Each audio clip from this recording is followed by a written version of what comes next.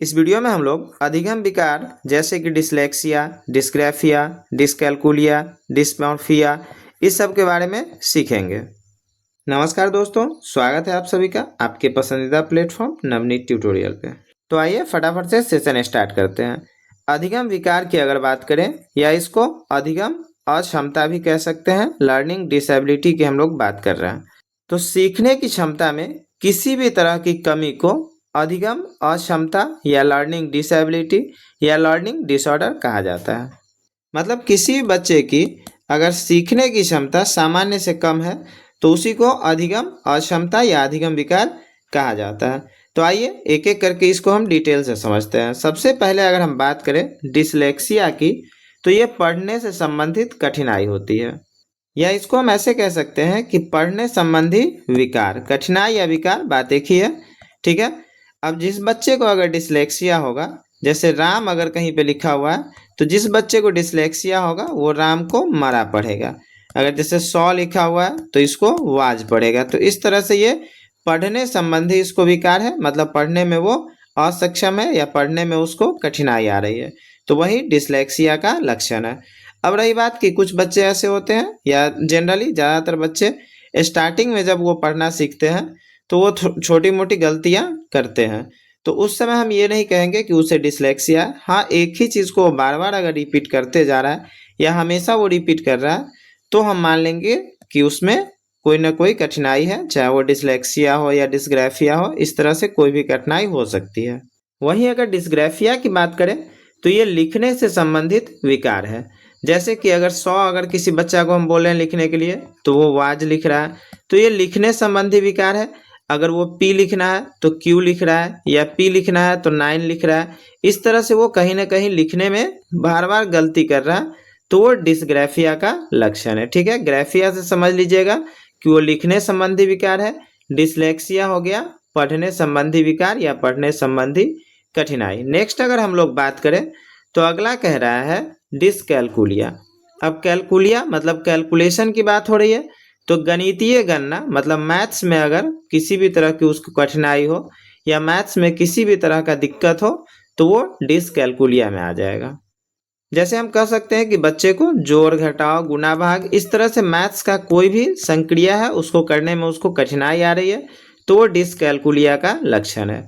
वहीं अगर डिस्मॉर्फिया की बात करें तो ये एक तरह से भ्रम वाली स्थिति है, मतलब वो कन्फ्यूजन में रहता है बच्चा, हमेशा वो कन्फ्यूजन वाली स्थिति में रहेगा। जैसे अगर बच्चे को एक छोटी बिल्ली दिखा दे और सेम उसी बिल्ली के ही शक्ल का बिलाड़ भी होता है लेकिन वो थोड़ा बड़ा रहता है, अब वहीं पे वो कन्फ्यूजन में आ जाएगा कि ये बिल्ली है कि बिलाड़ है। तो कन्फ्यूजन की स्थिति जहाँ पे आ जाए तो वो डिस्मॉर्फिया का लक्षण है। वहीं अगर हम बात करें डिस्फेजिया की, तो डिस्फेजिया क्या है? भाषा संबंधी कठिनाई है, या बच्चे को बोलने में कठिनाई हो रही है। जैसे मूवी में देखे होंगे कि शाहरुख खान का किरण वाला जो मैटर है, या नहीं तो गोलमाल में तुषार कपूर का जो है, मतलब बोलने में जो कठिनाई होती है। हालांकि वो लोग एक्टर है तो उसको तो हम बोल नहीं सकते हैं कि डिस्फेजिया है क्योंकि वो एक्टिंग कर रहा है, बट इस तरह से अगर किसी को बोलने में दिक्कत हो रही है, भाषा संबंधी अगर कठिनाई है, तो उसको डिस्फेजिया के वो लक्षण है, ठीक है। वहीं अगर हम डिस्प्रैक्सिया की बात करें तो ये शारीरिक कौशल से संबंधित कठिनाई है। मतलब ये एक तरह से लोकोमोटर डिसेबिलिटी भी इसको हम बोल सकते हैं कि शारीरिक कौशल मतलब शरीर के किसी भी पार्ट को सही ढंग से नहीं अगर वो काम कर रहा है तो डिस्प्रैक्सिया का लक्षण है। नेक्स्ट अगर बात करें ADHD की, attention defect hyper active disorder, मतलब कोई भी बच्चा एक चीज पर ध्यान केंद्रित नहीं कर पाता है, मतलब वो ध्यान किसी भी चीज पे केंद्रित नहीं कर पाता है। बार बार वो कभी यहाँ पे ध्यान है, कभी भटक जाता है, कभी दूसरे जगह ध्यान चला जाता है, तो वो ADHD का लक्षण है।